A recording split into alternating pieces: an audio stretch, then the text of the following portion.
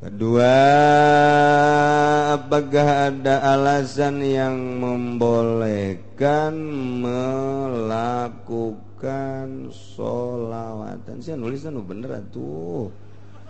Nulisnya ulah pidokterin malulu ya. Sholawatan setelah azan di masjid. Padahal di masjid itu ada yang sedang sholat sunnah. Masalahnya untuk di Ustadz di kampung saya bilang sholawatan tujuannya untuk memanggil orang supaya pergi ke masjid. Mohon penjelasannya, terima kasih. 3 raksa baca sholawatan setelah azan. Maka ini kuntu minaz zalimin fastajabna lahu.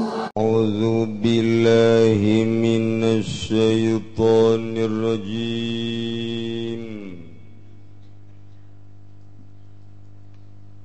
Bismillahirrahmanirrahim. Faslun utawi ikilah iki ku pasal sawiji. Istaratu likisasi tarafi wal jarhi ma surita lin nafsi. Yang syaratkeun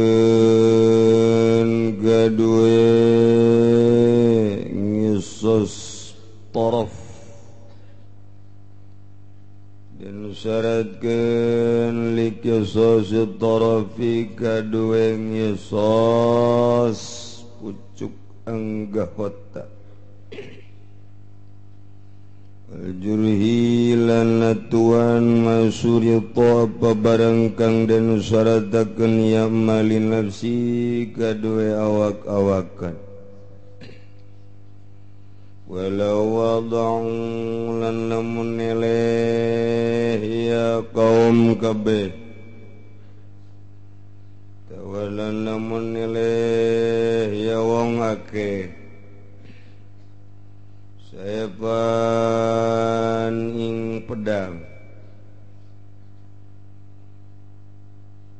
ala yadihi ing atase tangane si wong atawa majni alaih watahamalu alaihi lan pada nendetkeun ya wong akeh alaihi ing atase alaihi ing atase gitu alaihi ing atase iya daf'atan kalawan sabalena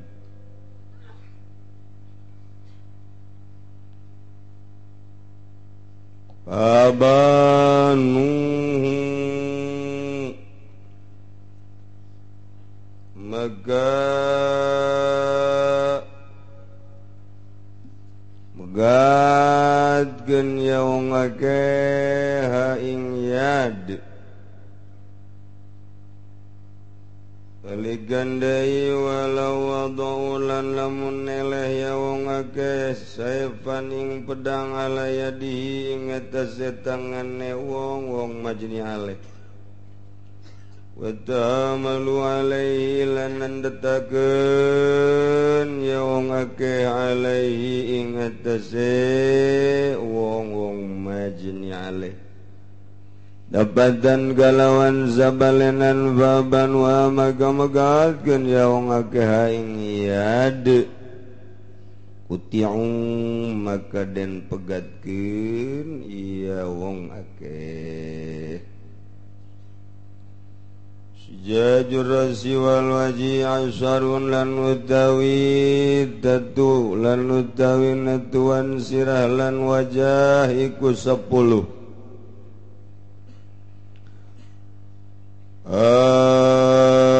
Harisatun sewiji tatu harisah Wahia jalan utawi hari usatema sogol jilda golilan iku barang sogol kang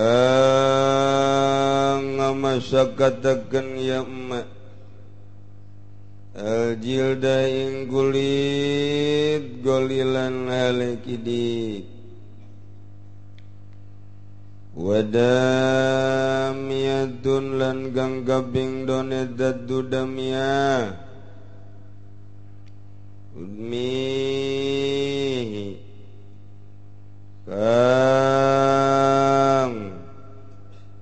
anda akan getih adamiyahu ing jild wabadiatun lan tatubadiah Agda'ulah magang magatakan ya badiah ing daging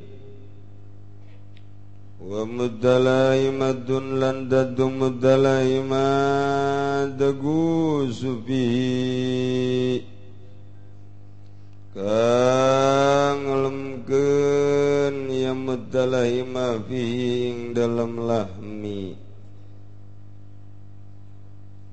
kang bohewelaken zarwa ya mudalaima fi ing dalam lahmi wasimakun lan gabing liman edatu simak tu baligul jildalati bainal lahmi wal azmi negahaken ya simak ing kulit kang tetep ing dalam antarane daging lan balung mudiatun lan kang gawing nanem edatu mudiatu diulasma kang ngabolewaken ya mudia al-azma ing balung wasimatun lan kang gabing bitun edatu hasimah tasimu kang ngancurkeun ya hasimahu ing azmu wa munakilatun lan kang gabing walun edatu lan kang gabing walun edatu munakilah dan gulu kang ngalihaken tan gulu kang ngalihaken ya munakilahu ing azmu wa mamunatun lan kang gabing zangane dadu mamuma lugu ghariyadata dimagi kang tegaya dadu mamuma ing wadahan utek adawa ing batoke utek wadami gotun lan kakaping 10 hetatu damigo tahrikuha kang kitu ngebedah ya damigo ing kharito ing kharito dimag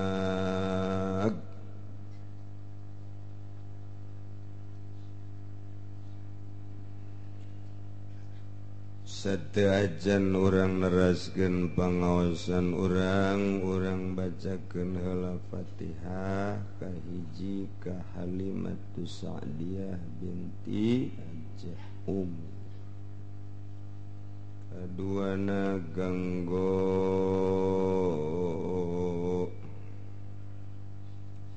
Pakia Cianjur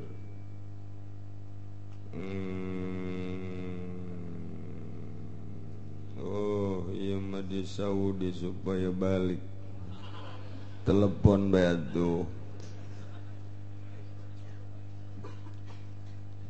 kemudian Untuk Made Ardana bin Suwadi mu'alaf ti Hindu masuk Islam supaya diberi teger. Kemudian almarhum Bapak Rahmat bin Junaidi, almarhumah Ibu Yuyun binti Masduki, terakhir tokoh Mas Tabrani. Barakati Ummil Quran Al-Fatihah. Bismillahirrahmanirrahim. Alhamdulillahi Rabbil Alamin. Ar-Rahmanirrahim. Maliki Yawmiddin. Iyaka na'budu wa iyaka nasta'in. Ihdinas siratal mustaqim. Siratal ladzina an'amta 'alaihim ghairil maghdubi 'alaihim waladdallin. Lima pertanyaan, ada orang yang jual motor kreditan yang belum lunas, terus motor itu saya beli cash dengan harga murah dan saya tidak perlu meneruskan gitu angsuran kreditannya. Bagaimana hukumnya? Menurut Islam apakah saya berdosa? Sediklah dosalah beli motor yang belum lunas. Barang yang sudah sah dijual belikan itu diantaranya adalah sudah menjadi milik. Patokannya begitu saja. Barang yang sah dijual adalah milik kita yang sudah jadi milik, itu sah dijual. Kalau belum menjadi milik, belum sah dijual. Patokannya begitu. Itu yang namanya kreditan. Kalau belum sudah jadi milik atau belum, saya kan tidak tahu. Coba saya mau tanya yang suka kredit. Hah? Tuh nyawan saya tahu. Asak berarti. Jadi itu mah tinggal gitu baik. Sesuatu barang satu harus yang bukan najis, kedua milik kita. Kalau belum jadi milik atau bukan milik nggak sah dijual. Kita beli nyolong motor kemudian dijual nggak sah, sebab bukan punya kita. Atau kita nyolong punya orang tua kemudian kita jual, orang tuanya belum tahu, tetap gak boleh, kecuali begitu udah dijual orang tuanya meninggal, baru kan pindah jadi milik kita, boleh gitu. Jadi kalau belum jadi milik nggak sah. Saya mau tanya, itu motor yang masih dikredit kemudian belum lunas, misalnya baru 50%, itu sudah jadi milik apa belum? Nah, berarti dijualnya itu sih ada hukuman dah. Tinggal gitu baiknya. Masya Allah, Masya Allah, Masya Allah. Kecuali lamun dijualna ayeuna kanu bogana deui. Urang dipaling motor abah, aju dijual ke abah urang teu nyaun abah urang. Geus beres bebeja bah. Eta mah motor nu abah, kukula dipaling aju dijual ke abah. Sial. Teu naon da pokos kitu. Janu abah ieu ika batur mah tetep teu bisa. Teu mah hitung-hitung minta duit bae baru ka abah. Tara sarua jeung kieu je teu kotok gede amatnya. Je kotok bagus amat, gede amat ye. Sapoe, 2 poe, 3 poe ditewak we dipencit. Set pencit, beres dipencit, terus digodok, disayur, dihudangkeun boganna udang kunaon dahar ya dahar ayam ya hes bae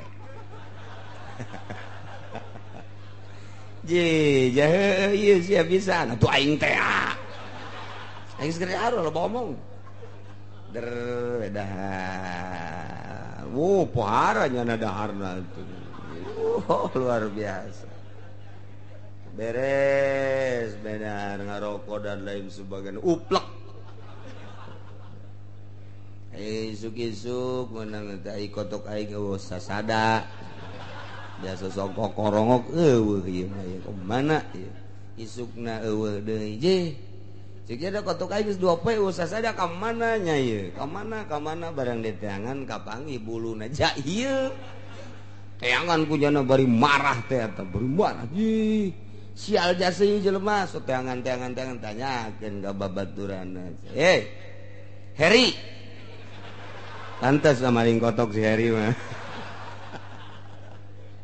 kan ieu sia maling kotoknya kotok saha eta kotok aing anu sok sasada teh ye aya eta nu dipeujit tu di harku mamang ai kitu eta heuh eta teh anu jadi masalah wajib ngaganti tah henteu tanu mencitna sebab nu ngadaharna nyana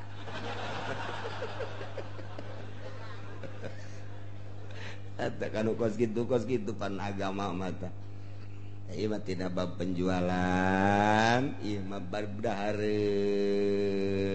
ta eta kos kitu teh eta teu wajib ganti tah wajib dah ngan wajib ganti nama nu di dahar kunya namanya milu deh sarua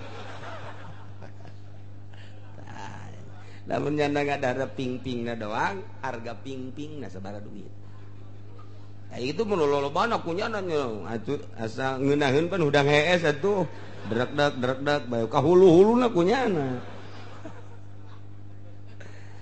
eta kos kitu cek dina asbah wan nazair idza jama'a sabab wal gurur wal mubasyarah kudimal mubasyarah di mana-mana kumpul sabab tipuan jeung mubasyarah kudimal mubasyarah walakin mubasyarah di mana-mana kumpul sabab dahar nang mencit kotok sabab dipencit gurur nipu nuncit sugan teh mah nu batur horeng nu nyana katipu nyana wal mubasyarah nyana nu ngadaharna kudimal mubasyarah lakeun mubasyarah masalah ngan mun nyana milu ngadahar naon ta eta hargakeun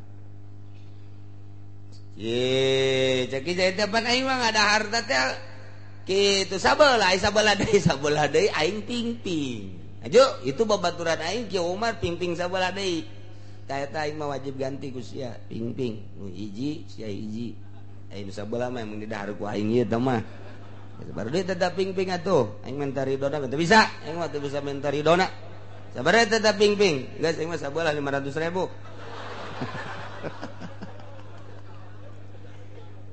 pan mahal amat sia ping-ping hiji potokna sasadana melung itu tata adu harga nggak sulah loba omong temen tari dona bae ya tuh darah ge loloban aku sia ieu geus atuh geus masalah geus lah padahal di jero hatena kotok sia dihajar sia ku aing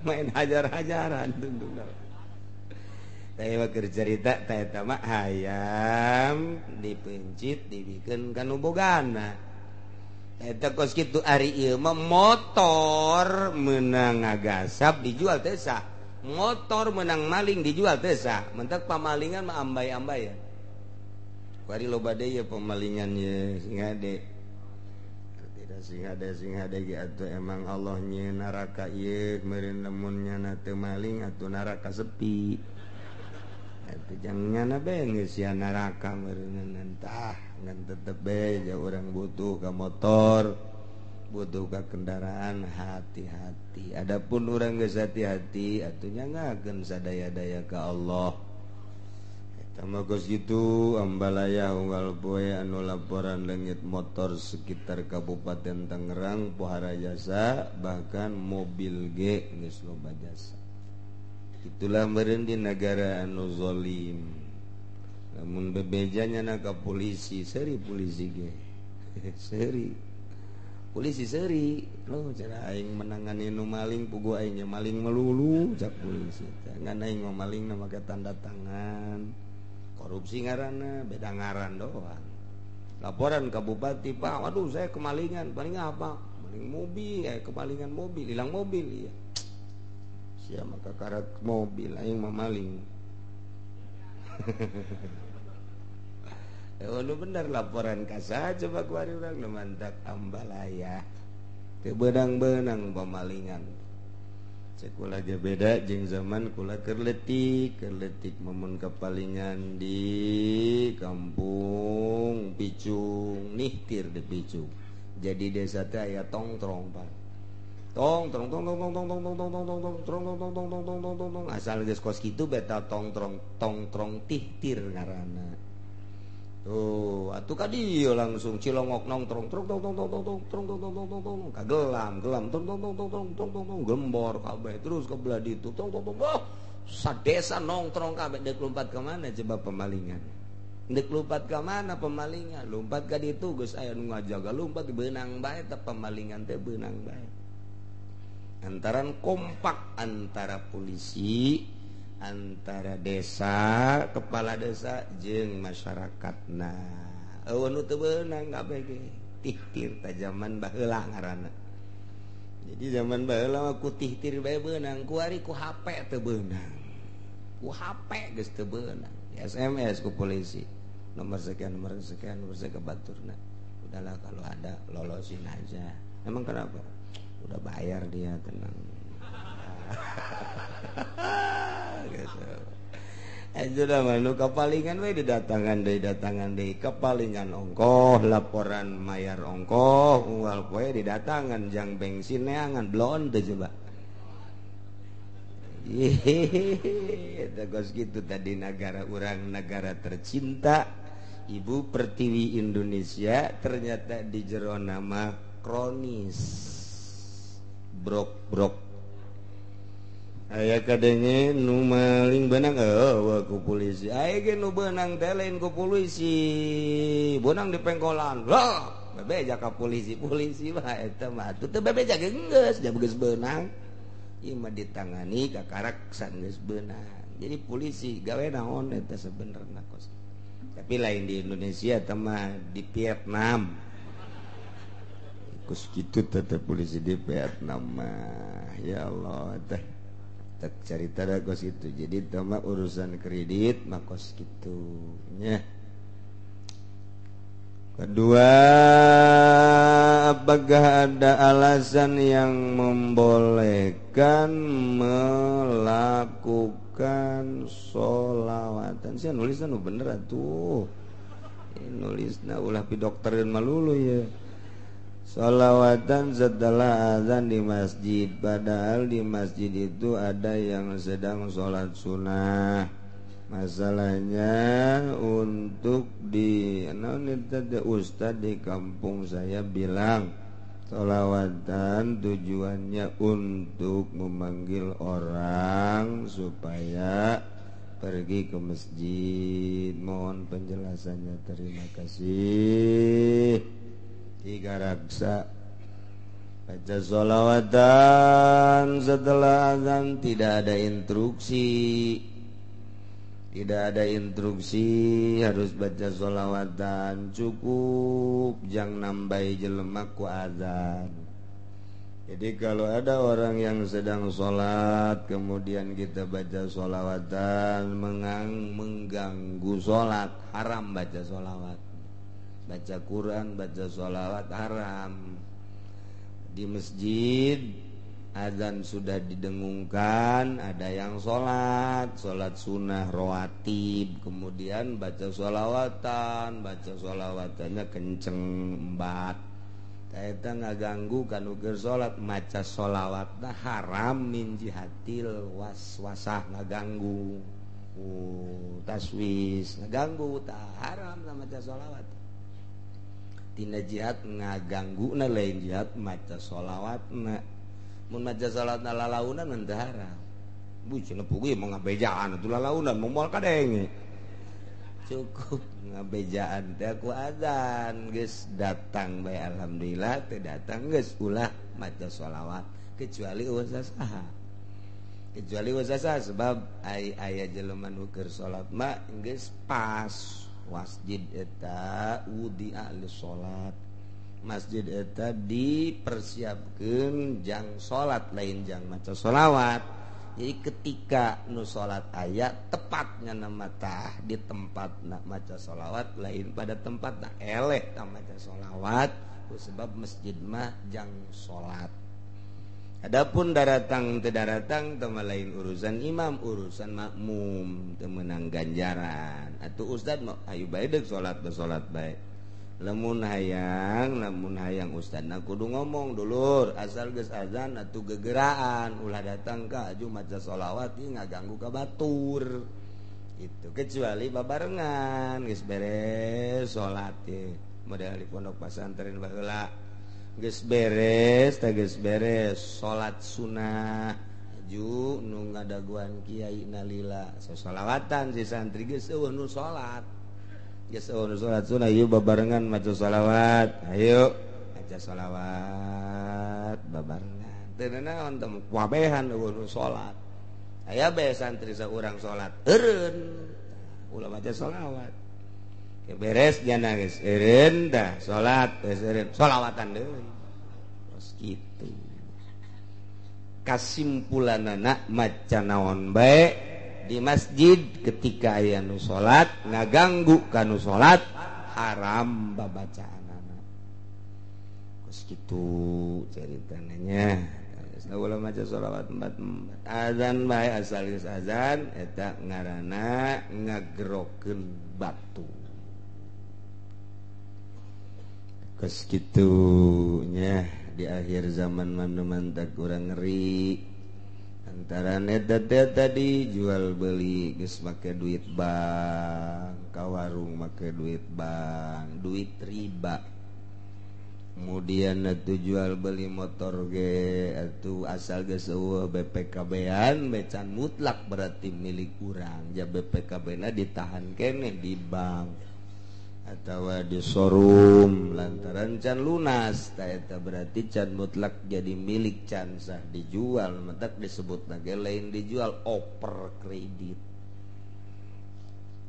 kan oh bener kan ngaranna ge lain dijual oper kreditnya gitu bebe jaga jual oper kredit si ada yang neruskeun ieu kreditan aing emang kunaon ieu atuh aing geus teu kabayar ku sia hok ta satahunan deui aing geus kredit 2 tahun tinggal 1 tahunan deui tah kasia tah ku aing dioper kreditan bayar nu geus tinggal duncan tanggung jawab sia kos kitu teh atawa kieu aing ieu neuk dikredit ieu ngan aing geus teu eueuh jang kreditna geus bae dioperkeun ka sia sakaligus kasasana tetep aing tanggung jawab nu ngreditna mah nu penting ieu kuari duitan bae heula sakitu tetep teu bisa lantaran encan mutlak jadi miliknya na.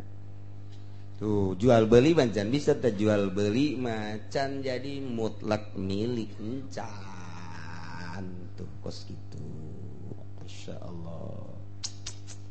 Naon bae guari mah eueuh anu henteu dikredit-kreditkeun. Naon bae eueuh nu henteu make riba.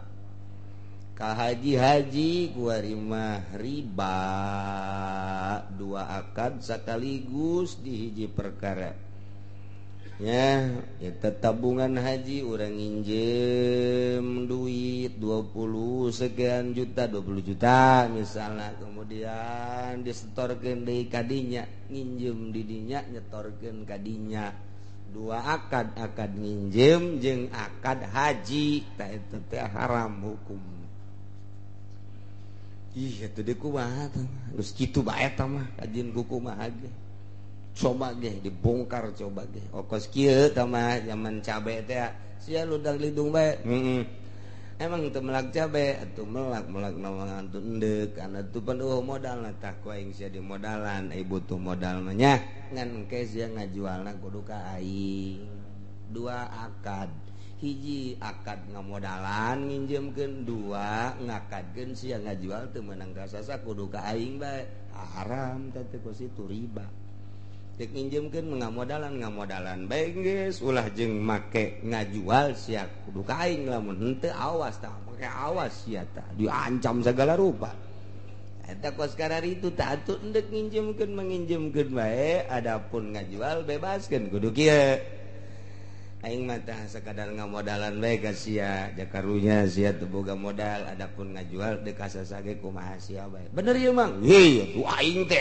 emang kakaraku wauh jeung sia geus atuh bener cabe diala ngajual ka batur sial meureun teh budak ini mah modalan aing kuron ngajual ka batur kahayang maka aing di batur sabaraha ke ku aing geus sabaraha pan kos kitu tah pan kos kitu eta huluna tah ngomong bener ge aing mah ridho bae ngajual mah sia ka saha bae tapi pan di dagoan bae awas ya gara ka saha awas ya ulah kos kitu sia geus dijual geus ka mana ka anu sabar duit saanu geus aya geus dijual mah geus atuh si mah pokona mah aing mah ari tang nginjemkeun gara bayar ka dieu teu ka utangkeun gara bayar tah eta kakarak mantep tah tah keur zaman kula leutik keneh tukang bos-bos cabe teh kan karar itu eta gara tobatan besi kaburu pae kaya keneh ya bos-bos cabe teh marilu keneh ngaji ku ari marilu kula ge nyaho hulu-hulu na nyaho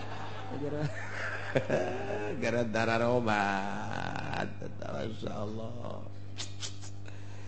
ya Allah ya Rabbi urang teh geus didominasi ku Yahudi geus paperpolitikan geus teu make Al-Qur'an perekonomian teu make Al-Qur'an padahal mayoritas di Indonesia adalah Islam saya nu bakal doraka eta DPR na tidak menciptakan hukum Islam secara kondusif hiji 2 atuh hayu ajukeun ya eta mah kumaha urang tama di DPR mata diolah coba ayo ku legislatif jata mangarana ge toser ke bikin kuarika pemerintah nah ke ku pemerintah dilaksanakan sebagai eksekutif nah jadi ieu mah persekongkolan antara legislatif yudikatif dan eksekutif persekongkolan berjamaah masuk ke neraka jahanam. Alhamdulillahirabbil siapa bangun haranges itu atuh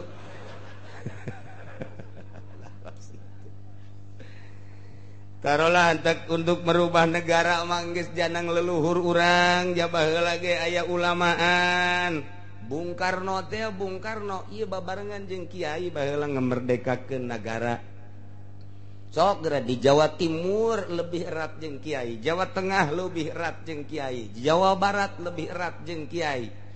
Sedengkeun eta pan eta kiai ge lu babarengan jeung Bung Karno teh pan karuhun-karuhun urang. Kok geura di Padangna jeung kiai, sok di Sulawesina jeung tokoh-tokoh Islam. Jeung tokoh-tokoh agama ieu ngamerdekakeun Indonesia teh lain lalawara, ngantak jana musyawarah. Tak dimusyawarahkeun hasilnya tetap bae demokrasi cuman aya nu dipending Piagam Jakarta ke iraha diterapkeunana masalah geus ja urang nu ngolah tatadina aya legislatif aya yudikatif yang pemutus sangke pelaksanaanana adalah eksekutif pemerintah masalah geus kadieuna aut-autan tuh milu terus orang memutlak milu ke Belanda ke Amerika ke Yahudi bertekuk lutut orang di hadapan Amerika teh orang teh disebut pinter bodoh disebut bodoh atuh embung ya kos kieu ngaranna ieu urang sebut pinter bodoh kunaon atuh henteu ngolah sorangan henteu menciptakan negara nu kondusif sesara aturan-aturan Al-Qur'anul Karim atau kajen geus pakai demokrasi tapi demokrasi nu rapi ja urang teh mah dipasrahkeun ka rakyatna rakyat geus memasrahkeun ka DPR eta DPR teh nang milih urang aya akur jeung teu akur bebeja ka DPR. Teu akur ye toel DPR, akur ye toel DPR. Kuduna mah kos kitu di negara demokrasi teh abeh nyambung antara pemerintah jeung rakyat.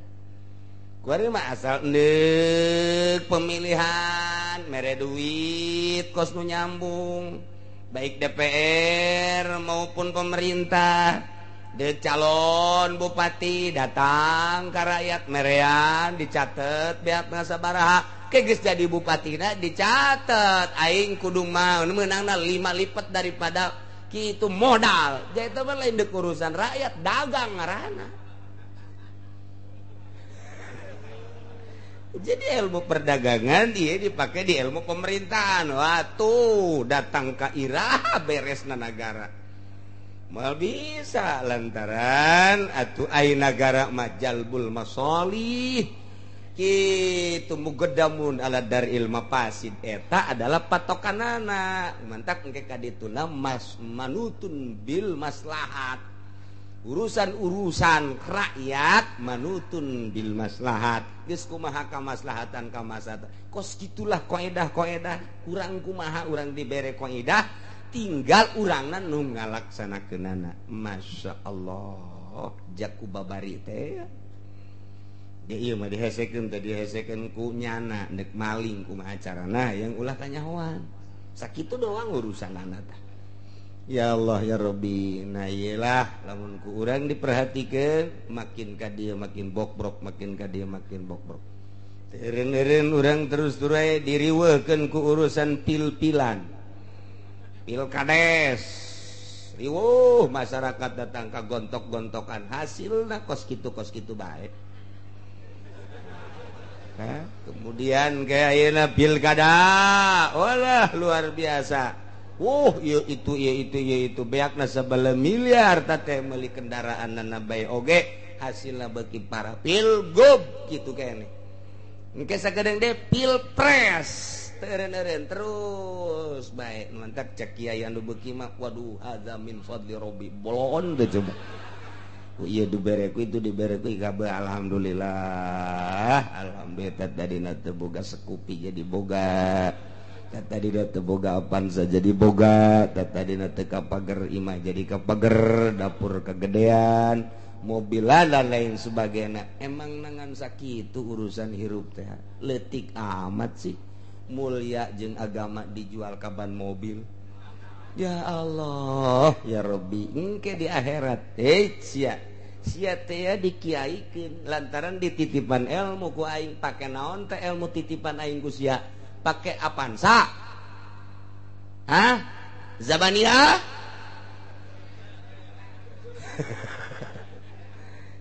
Abuya seret ya budaknya Abuya jadi seret ajupan kadeuleu ku murida itu abuya urang diseret.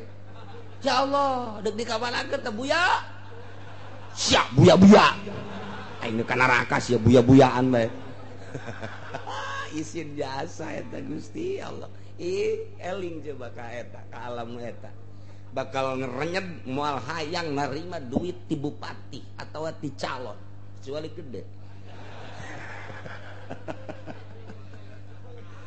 Inggris jasa Inggris mun eueuh paeh onam hirup teh atawa aya paeh tapi henteu diproses deuk kuku bage mangga bae beuki dititipan ilmu beuki gede tanggung jawabna ke di hadapan Allah. Rakyat onam nya nama artina ja teu boga ilmu dibere cokot ya kana neraka mah kana neraka tetep janya ge nyarahun bahwa eta teh duit teh teu halal sebenarnya nyahoun nya ge nyahoun di hasil ngaji mantak cak nu bodoh ulang ngaji sakalian bodoh abeh nu haraman. Masyaallah karim dunya kayak gara-gara nu nanya ya jual kredit kos kitu pantas ye pasar rek nerangkeun syaratna kisos dina nganiaya anggahota badan lamun tadi nu dicaritakeun teh masalah kisos, masalah ngabunuh. Lamun tadi urusanana urusan ngabunuh, persyaratanna teh kudu mukafaah, akur agamana. Sakumaha nu tadi teh dijelaskeun ku ajengan musonif. Na ayeuna dina masalah natuan anggah hotak tak eta kudu kumaha apa akur persyaratanana apa henteu. Nah ieu staratul likisositarapi wajuri masyuritoli nafsi disyaratkeun pikeun males ngarusak anggawata badan jeung natuan anggawata badan masyuritoli nafsi syarat-syarat anu disyaratkeun kana ngabunuh akur bae. Hiji tadi teh kaayaan janina mukallafan multaziman, jelema mukallaf pasti mukallafna nu ngabunuhna kudu mukallaf, budak leutik nu edan mah teu kekeunaan ku hukum. Budak leutik we cerga keunaan ku hukum sebab goer mukallaf. Jadi berarti kudu mukallaf. Lalaki teh mun geus umur 15 tahun atawa geus ngimpi jima mukallaf ngaranna. Teh lalaki hiji mun awewe mah umur 9 tahun teh geus mukallaf awewe mah atawa geus ngaberbayi keluar darah hideung. Disebut haid atawa mens turbasi, cak bahasa batur. Nomor kedua garo aslin lil majni alen nu ngabunuhna ulah bapa atawa bapa kolot. Ta eta teh dina masalah ngabunuh, dina masalah ngarusak anggah otak ge sami bae. Katilu ayana majni ale teh kudu masum. Oge nomor kaopatna kudu mukafian lil jani, maksum teh jelemana anu bener-bener beragama. Nomor kedua kudu mukapa, hartina mukapa akur pembunuh jeung nu dibunuhna eta adalah sama-sama Islam. Eta dina masalah ngabunuh, dina masalah ngarusak anggah otak ge sarua bae kos kitu. Tah ieu nu deuk dicaritakeun teh masalah ngarusak. Tadi mah ngabunuh kuari mah kumaha lamun aya jelema kitu gelut kemudian motongkeun leungeun trek. Jago jasa berarti. Dipotongkeun leungeun, malah dipoteskeun. Set cabut brak. Tambah geus pokona mah besina geus jadi jasa berarti.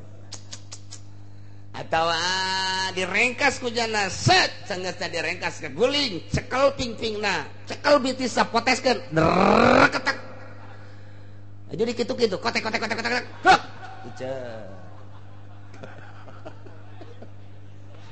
Masya Allah ieu teh jadi hiburan lamun perang jeung kafir mah seperti di Irak, seperti di Libya. Emang cicing kuari teh di Libya masih kene ditarik tentara di Libya ku Amerika teh ceurik kurang Libya mah hiburan caknya dan tara ngome Yahudi ngome Amerika ngeunaheun jasa cekel set dikieu-kieu heula ceulina ku nya kotek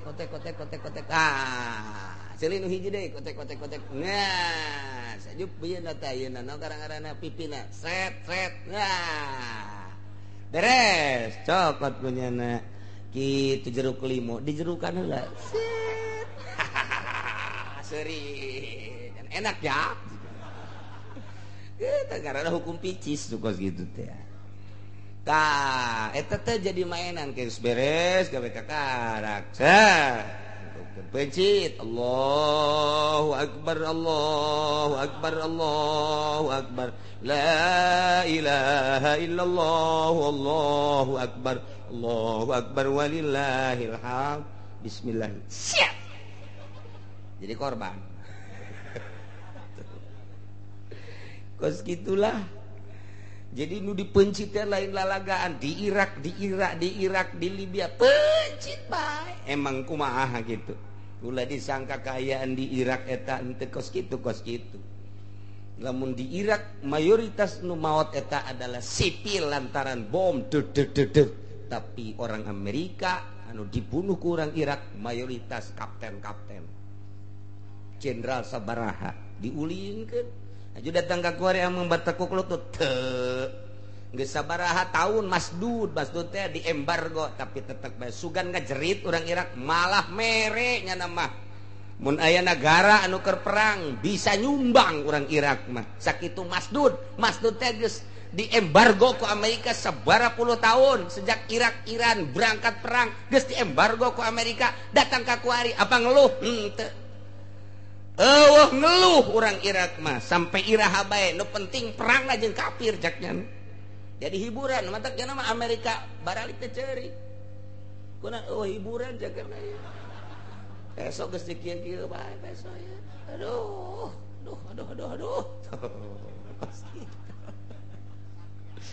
Masya Allah tadi kan di urang teh jadi urang lamun perang jeung Belanda mah mantep perang jeung Amerika mantap dek menang urusan urusan Allah tapi kan urang paeh urang teh dibunuh ku kafir Masya Allah nikmat jasa sorga tamah akhirnya orang ngabunuh atau sorga sarua bae jadi urang lepaskeunlah tamah paeh urang sorga menang urang sorga keneh bae tapi pan ieu mah perangna jeung lurah jeung RT jeung hansip jeung camat jeung bupati masa sih kudu perang teu mungkin kan urang kudu perang lantaran sabrutal lalurat tetep tatangga urang sabrutal lalurat tetep aya kaduluran urang masa sih karena manehanana menyalahgunakan kitu SPPT kurang dari perangan antepkeun bae lanan kege aya waktuna isuk pageto ge nya ge eureun jadi lurahna jadi sampah masyarakat ke ujian kos kitu bupati cenah nakal antap ulah kudu digontok-gontok dibunuh lantaran kawauh urang tatangga urang kadang pernah jadi friend urang tapi antapkeun wae ge aya eureun jadi sampah umat ujian tinggal kitu bae lantak di Indonesia mah berbeda jeung di luar negeri sok dahsyatna kesalahan tetep bae istimewa na di Indonesia mah gede hampura bae rakyat ieu kuari dikakalakeun ditipu ku pemerintah geus sabaraha miliar triliun disalahgunakeun lain teh jaho di luhur teh tapi itu teh saha itu teh kumaha lah cukup bae paling ge tanggap penjarakeun bae geus teu kudu dikumaha-kumahakeun jadi penjarana ge make AC deui jadi pemajikan bisa deh dibawa ke dinya. Tapi nyen hotel leletikan bae burung. Kos sekarang itu di Indonesia mah lain rahasia.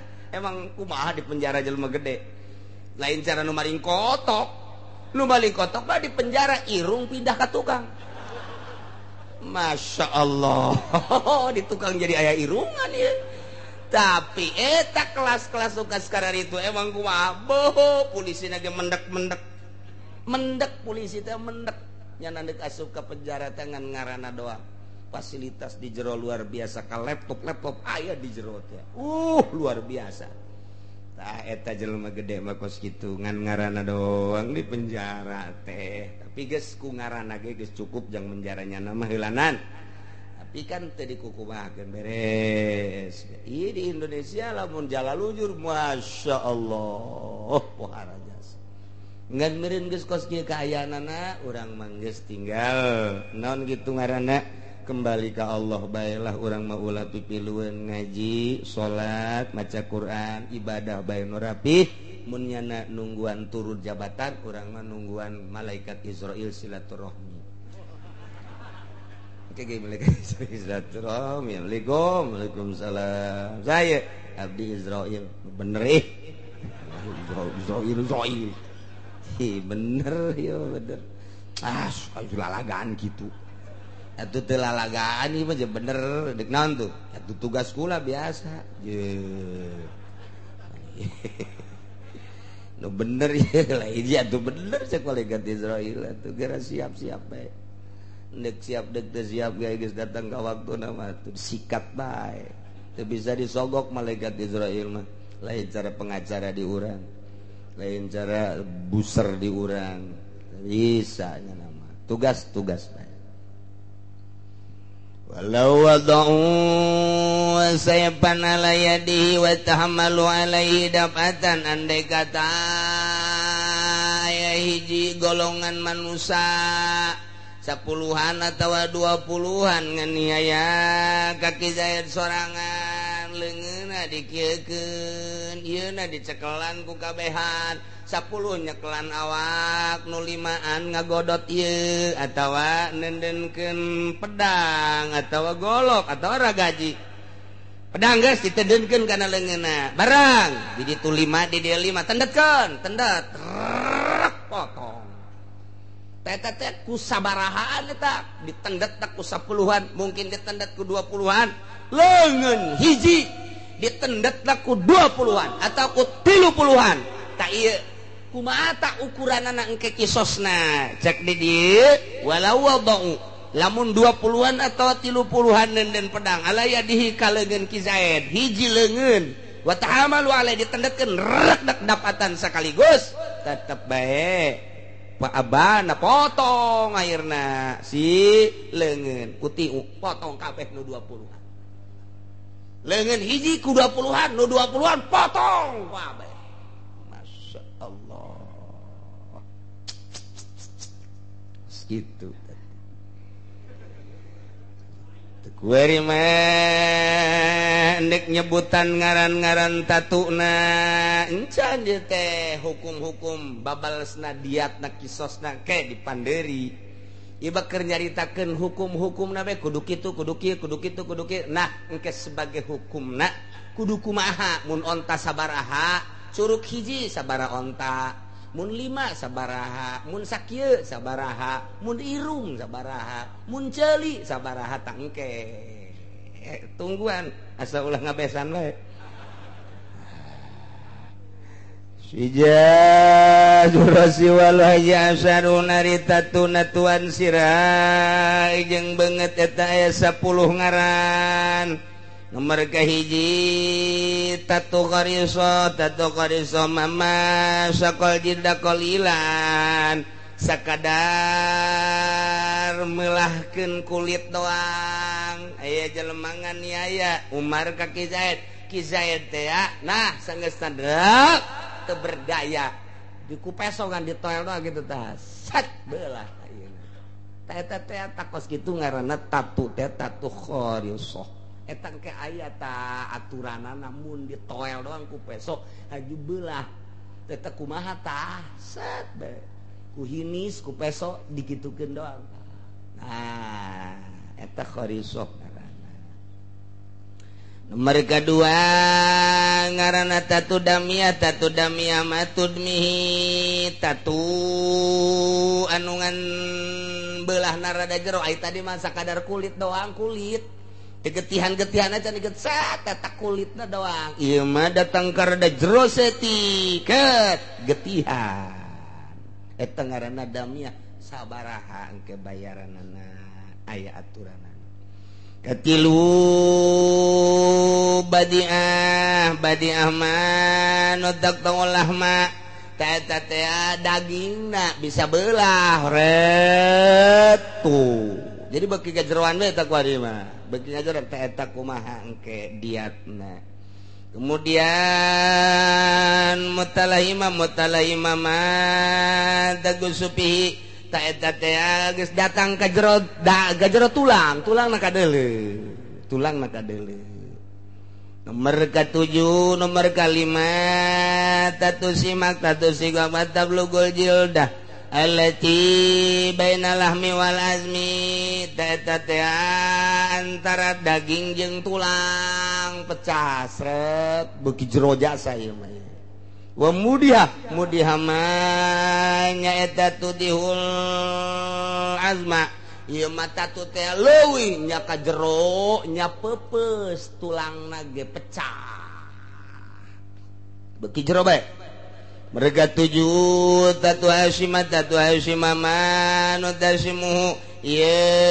ngancurkan karena tulang munakilah tulang nak udul-udulan jadi keluar nomor ke-9 tatu mamumah natuan datang ke batok utek karena otak ditatuan dihajar datang ke batok maka dulu kurang kos jelema dodek dioperasi teh operasi batok lamun aya saraf di dia anu rada kurang tabrakan ragang misalnya itu batokna dibuka teh operasi ka dieu teh batok dibuka diuji coba heula ku dokter coba ye sanggeus dibenerkeun jerona batokna henteu disimpen heula sebab engke hese lamun geus disimpen mah jadi kuari tanpa batok jadi ono ieu nih bukan mau diterima cekal goreng jabatokna disimpen ulah dibawa ulin ku budak bata batok banyak kurang kudu diganti ku batok kalapa tuh gitu tante nah ya tuh dah eta garada kata tu si mah tatu makmumah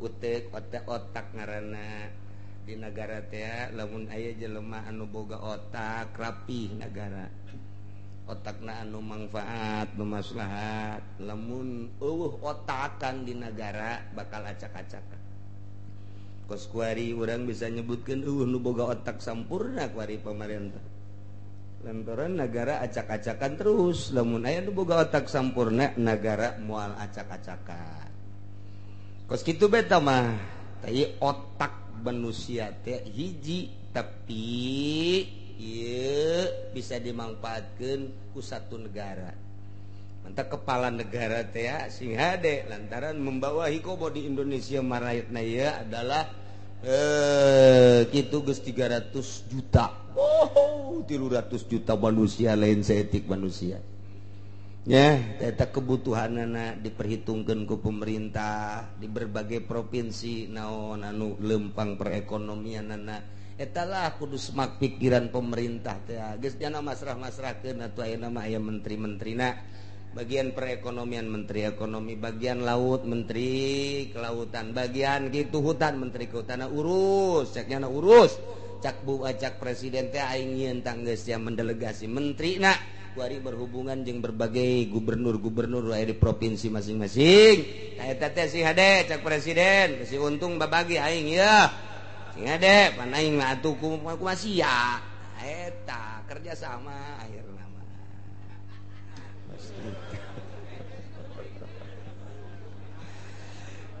Ya, tidak pengurusan anak ajuk karena kemanfaatan. Masya Allah.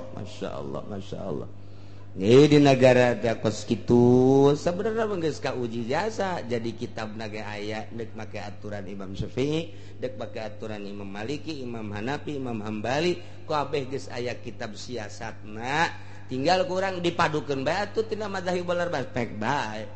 Atuh henteu kudu kitu mah urang make demokrasi bae tetep tapi aturan-aturan hukumna selipkeun ku urang atuh kadananku melebihi 50% mah atuh 20% 30% olah taku DPR Masya Allah mani teu bisa ngolah setik-etik acan wayana nyieun perda anu berurusan jeung agama hubunganna jeung agama da dibebaskeun di negara demokrasi mah sok nyieun perda angrang hiji-hiji acan lupa tali jeung agama mantap urang mah sebagai rakyat atuh nonton bae tah nu gede-gedena doraka jeung dosa nama DPR geus eta bae sebab jana sebagai toser di negara nanti milih DPR na ulah TK nanti Jek Gus Dur teh DPR TK lantaran naon atuh teu bisa ngolah aya TK aja nu kos kitu